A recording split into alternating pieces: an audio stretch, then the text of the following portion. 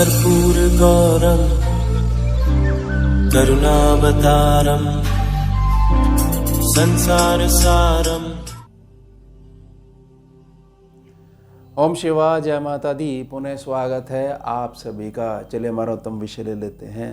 नववर्ष 2025 पहला महीना जनवरी हमारे प्यारे प्यारे वृष राशि के जातक है, इनके लिए कैसा जाने वाला है उस पर चर्चा करेंगे। सबसे पहले हम गोचर व्यवस्था को समझ लेते हैं।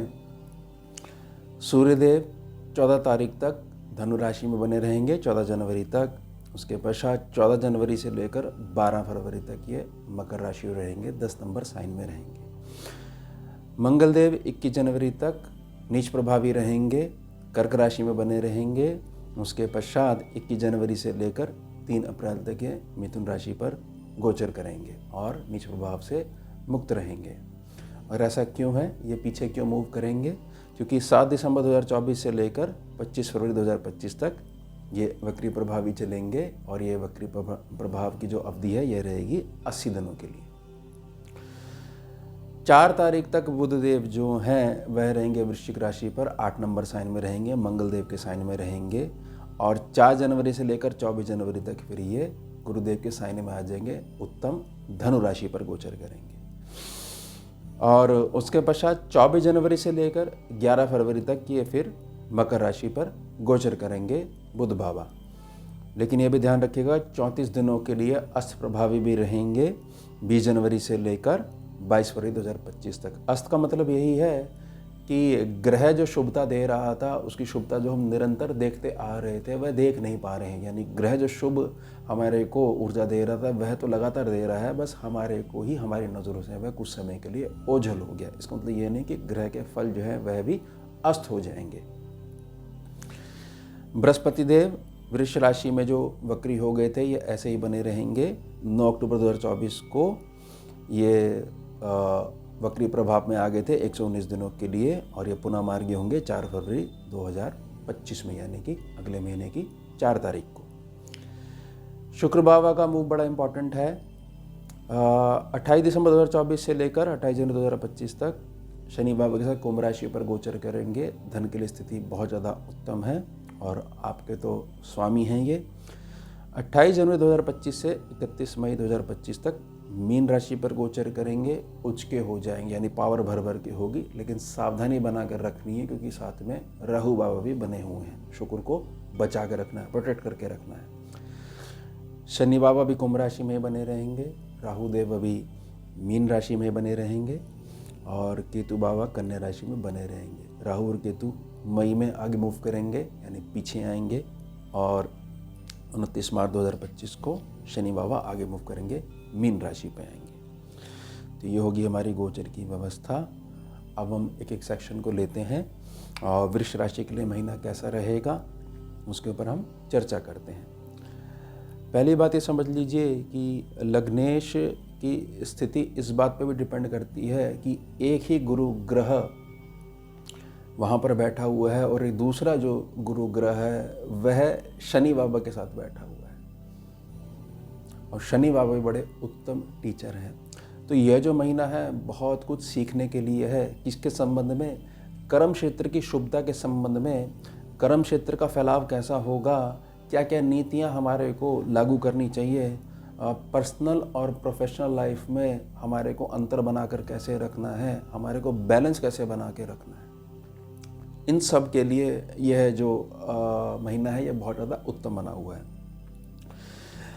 जिन लोगों की ये शिकायत बनी रहती है कि व्यापार जो स्थल है हमारा या रोजगार जो स्थल है हमारा, उससे संबंधित जो ऊर्जा है वो हमेशा वीक बनी रहती है। 4 दिन ऐसा लगता है भर भर के काम आ रहा है, उसके बाद ऐसा लगता है काम रुक गया, तो उसके संबंध में कोई भी शिकायत देखने को नहीं मिलेगी। बल्कि जब ये और ज़्यादा आगे मूव करेंगे तो बहुत ज़्यादा तीव्र धन लाभ देखने को मिलेगा, क्योंकि राहु जो भी करते हैं वह अचानक करते हैं और वहाँ पर शुक्र जो हो जाएंगे वह उच्च के हो जाएंगे। तो आपका पहला सेक्शन, 10वां सेक्शन और 11वां सेक्शन थोड़ी सावधानी के साथ, 11वां सेक्शन के लिए कह रहा हूँ, थोड़ी सावधानी के साथ मजबूत ही बना रहेगा मई तक। दूसरे सेक्शन पे हम बात करते हैं धन के लिए। नीच प्रभावी जो मंगल हैं वह 21 तारीख के बाद इस प्रभाव से मुक्त हो जाएंगे, लेकिन महावक्री की पोजीशन में आ जाएंगे क्योंकि वक्री अभी भी बने हुए हैं। इस बात को बहुत अच्छे से समझ लीजिएगा कि वक्री जो ग्रह होता है वह अपने से एक भाव पीछे मुड़कर देखता है, तो ताकत जो मिलेगी वह ताकत मिलेगी आपके पहले सेक्शन को, और जो ताकत मिलेगी आपके 12वें सेक्शन को। किसके प्रभाव से? क्योंकि गुरुदेव भी वक्री बने हुए हैं और वो फरवरी में जाके मार्गी होंगे। तो धन के संबंध में भी बहुत ज़्यादा मजबूती मिलने वाली है। किसी प्रकार का परिवार में विवाद जो चल रहा था प्रॉपर्टी को लेकर या भूमि को लेकर, कोई भी विवाद था रजिस्ट्री इत्यादि को लेकर, वह भी सुलझने वाला है। लेकिन ये ध्यान बना के रखिएगा, उसमें आपकी बहुत ज़्यादा उत्तम बुद्धि का समायोजन होना ही चाहिए, तभी ही रिजल्ट बहुत ज़्यादा अच्छे से, जितनी आप अपेक्षा रख रहे हो, आपके सम्मुख आ पाएगा। यानी धन के संबंध में ये जो पूरा महीना है ये बहुत ज़्यादा उत्तम जाने वाला है। और राहु से थोड़ा सा शुक्र को बचा के रखते हो तो मई तक बहुत अच्छी उत्तम धन की स्थिति बनी ही रहेगी, क्योंकि शुक्रदेव उच्च के बने रहेंगे जो पूरी कुंडली के मालिक हैं। तीसरे सेक्शन पे हम आते हैं। तीसरे सेक्शन पे जैसे ही 21 तारीख आएगी तो आपको जो आपकी मेहनत जो करते जा रहे हो वो रिजल्ट देने लग जाएगी। यानी कि भाग्य के कारण जो मेहनत जो है वह रिजल्ट नहीं दे पा रही थी, समझे आप मेरी बात को? भाग्य के कारण जो मेहनत रिजल्ट नहीं दे पा रही थी, यानी भाग्य का आशीर्वाद जो बाहुबल के माध्यम से पुनः भाग्य को नहीं उठा पा रहा था, वह रिजल्ट देने लग जाएगी। यानी होगा क्या? होगा यही कि युक्तियां जो अभी तक लगाते आ रहे थे मेहनत के संदर्भ में, और भाग्य का जो जोर जो मेहनत को आगे लेके जा रहा था और इंतज़ार इस बात का कर रहा था कि ये जल इकट्ठा हो गया है, जैसे ही गेट खुले जाएंगे तो ये जल भर भर के जो है उत्तम सिंचाई जो है कर देगा भूमि की, और अंकुर जो है वो अंकुरित हो जाएंगे, बीज जो है वह अंकुरित हो जाएंगे। कहने का भाव क्या है? कहने का भाव यही है कि मंगल का 21 जनवरी के बाद जो मूव है यह आपको भाग्य का साथ भी दिलवाएगा। मंगल का ये मूव, क्योंकि मंगल आधी ताकत के साथ कुछ भी नहीं कर पा रहे थे, और जैसी नीच प्रभाव से मुक्त हो जाएंगे पावर इनमें पूरी आ जाएगी, और वक्री के साथ जो जोश जो है वो डबल हो जाएगा। और साथ ही साथ जो अब जो कमाया हुआ धन है वह इतना उत्तम आएगा कि घर के और जीवन के बहुत सारे रुके हुए कार्य भी पूरे कर पाओगे, और भविष्य के लिए उत्तम निधि भी आप जोड़ लोगे। सुख स्थान के ऊपर बात करते हैं। सुख स्थान यह समझ लीजिए कि जब सूर्य देव अष्टम भाव से मुक्त होकर आगे मूव करेंगे, और साथ में जब बुध देव का इनको साथ मिल जाएगा अष्टम भाव के ऊपर, तो वहाँ पर कुछ चीज़ें आपकी सेटल हो सकती हैं। कोई खतरा अगर आपको ऐसा लग रहा था कि कहीं ऐसा ना हो कि मेरी जो इंस्टॉलमेंट जाती हैं, मेरे घर की इंस्टॉलमेंट जा रही हैं या मेरे वाहन की इंस्टॉलमेंट जा रही हैं, उसको लेकर कुछ खतरा बना हुआ है, कहीं ऐसा तो नहीं होगा रिकवरी वाले मेरे घर पे आ जाएंगे और मेरे मान सम्मान में जो है मेरे को जो है व्यय देखना पड़ेगा। तो यह सारे जो खतरे हैं इनकी चिंता मत करिए, इससे तुरंत जो है आपको रिलीज़ मिल जाएगा, रिलीफ मिल जाएगा जब सूर्य और बुध का कॉम्बिनेशन मकर राशि पे बन जाएगा। 14 तारीख के बाद से जैसे ही आगे मूव कर जाएंगे वो खतरा है वह भी टल जाएगा। प्रार्थना रहेगी कुछ चीज़ें फेस करके और आराम से बैठकर बात करने से सॉल्व हो सकती हैं, तो उस घटना को थोड़ा सा होने दीजिए, अपने रिएक्शन को कंट्रोल बनाकर आप रखिएगा, ये निजी प्रार्थना रहेगी। केतु बाबा 5वें सेक्शन पे बैठे हुए हैं। एक चीज़ ना केतु की आप समझ लीजिए, केतु जब बहुत ज़्यादा असर दिखाने लग जाते हैं तो किसी भी ग्रह की दृष्टि या किसी भी ग्रह का प्रभाव बर्दाश्त नहीं करते, इसलिए केतु को बैलेंस बना के रखना पड़ता है। केतु को राहु बैलेंस कर देता है और केतु राहु को बैलेंस कर देती है, दोनों ग्रह जो सामने बैठे रहते हैं। प्रार्थना क्या रहेगी कि आपके घर में जो आपका संतान पक्ष है, आपने बहुत तेज़ी से निर्णय तो ले लिया है उसके भविष्य के बारे में, लेकिन एक बार उसके पास बैठकर उसके हृदय की कुछ गहराई भी जांचने का प्रयास करिए। यही मैं माता पिता के संदर्भ में कहना चाह रहा हूँ कि अगर आप स्टूडेंट लाइफ में हो और माता पिता के संघर्ष को एक तरफ रख के जो आपको ठीक लग रहा है वह करते जा रहे हो, तो यहाँ पर केतु बहुत ज़्यादा आपको अलग करते जा रहे हैं आपके परिवार से। तो प्रार्थना रहेगी परिवार की एकता नहीं भंग होनी चाहिए, और यह जो समय है आपके कैरियर को आगे बढ़ाने के लिए है, क्योंकि शनिदेव जैसे ही मीन राशि में मूव करेंगे तीसरी दृष्टि जो है आपके लग्न पे आ जाएगी। ध्यान रखिएगा, ना ढैया है ना 7.5 है, लेकिन संघर्ष शुरू हो जाएगा। तो कोई भी ऐसा कार्य मत करिएगा जिससे शनिदेव खराब हो, यानी कि व्यर्थ का स्त्री पुरुष आकर्षण है, पढ़ाई के समय पढ़ाई ना करते हुए व्यर्थ की माया में आप उलझे हुए हो, अभी जो है ठीक से दुनिया को समझ नहीं पाए हो, लेकिन जीवन साथी को चुनाव भी कर लिया और कल्पना भी साथ में रखी हुई है कि हम ऐसे अपना जीवन व्यतीत करेंगे।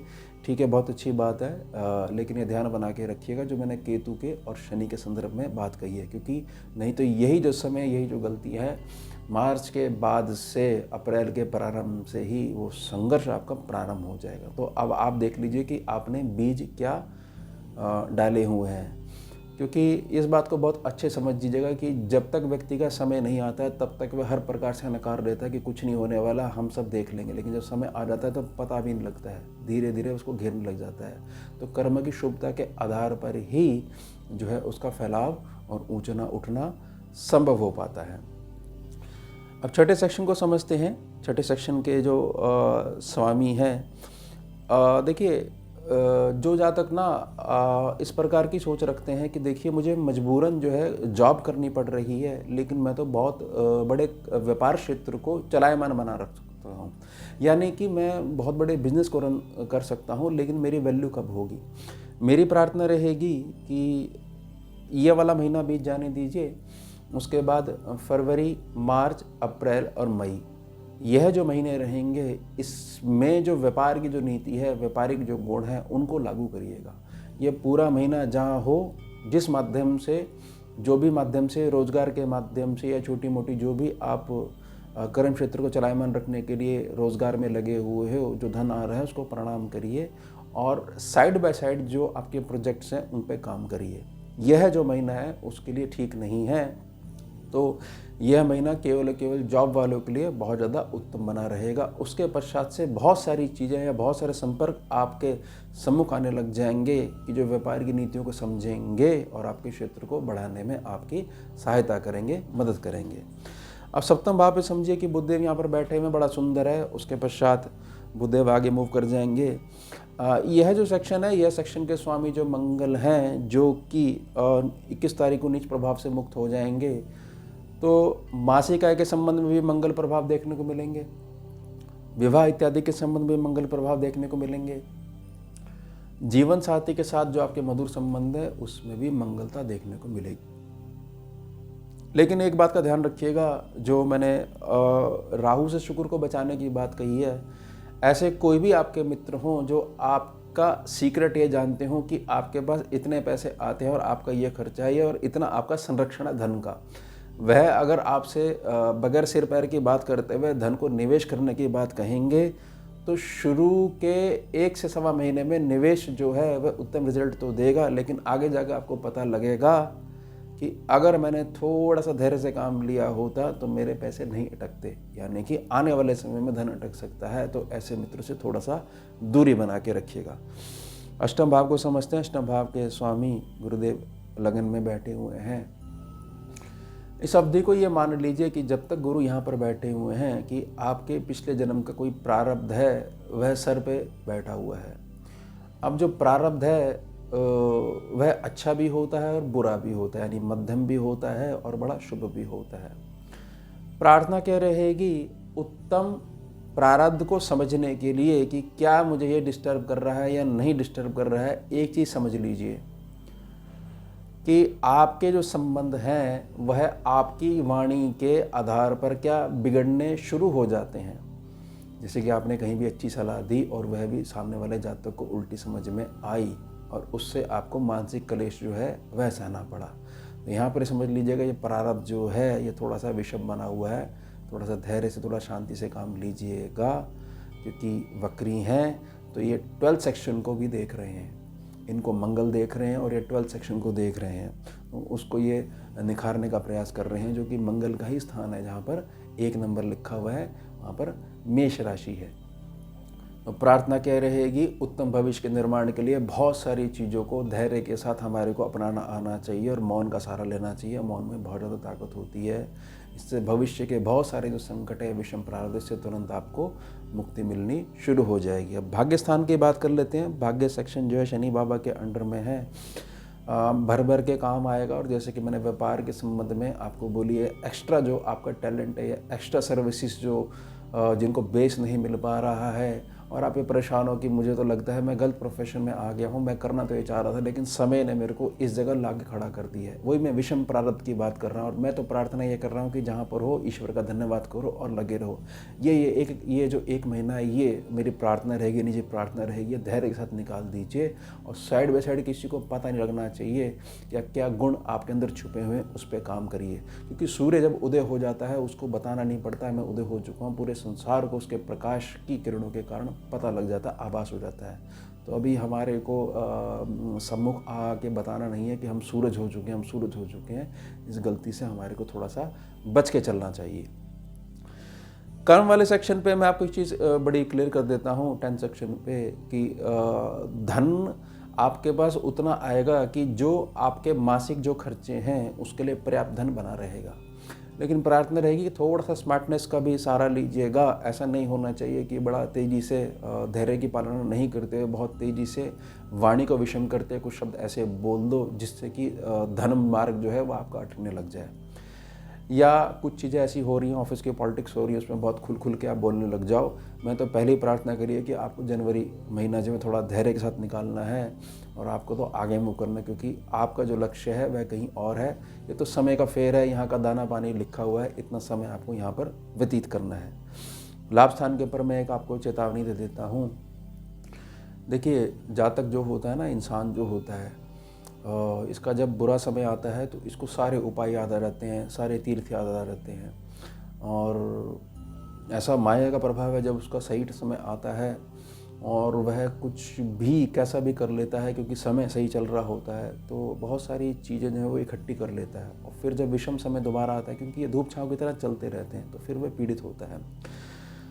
मैं आपको एक चीज़ बताना चाहता हूँ कि ऐसा नहीं हो सकता कि सारे सुख भी साथ में मिल जाए और सारे लक्ष्य की प्राप्ति भी हो जाए। मैं आपको निजी प्रार्थना कर रहा हूँ, कुछ न कुछ त्याग तो आपको करना ही पड़ेगा।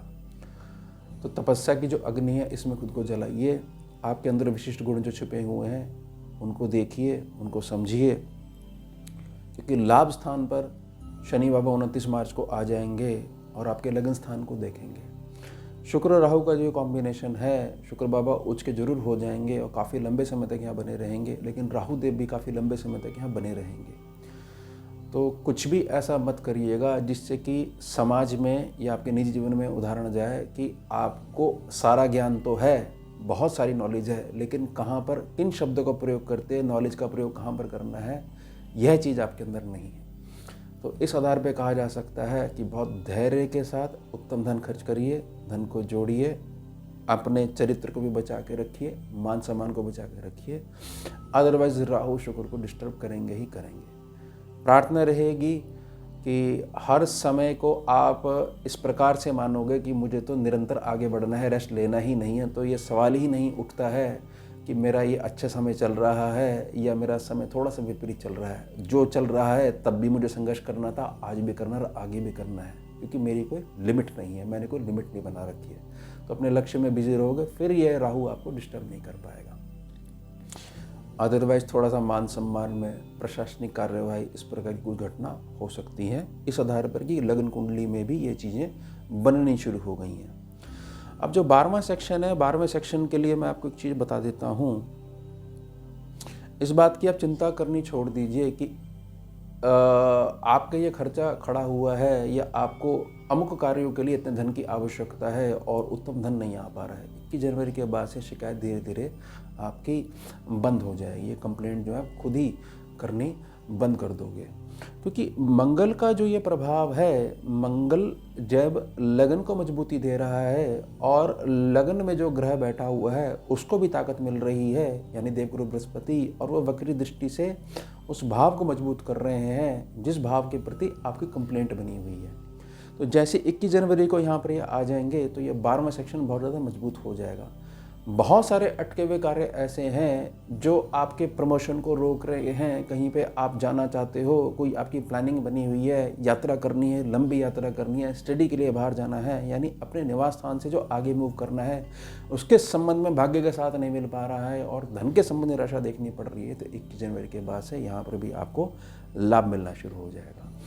छोटी सी प्रार्थना रहेगी, वृष राशि के जातक जिनकी शिकायत बनी रहती है, बहुत कुछ उपाय करके देख लिए हैं, कुछ नहीं होता है, सारी गणनाएं गलत हैं, हमारे ऊपर कुछ लागू नहीं होता है।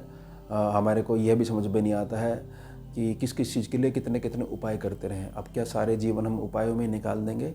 एक निजी प्रार्थना रहेगी स्कैनिंग विद्या के अनुभव में।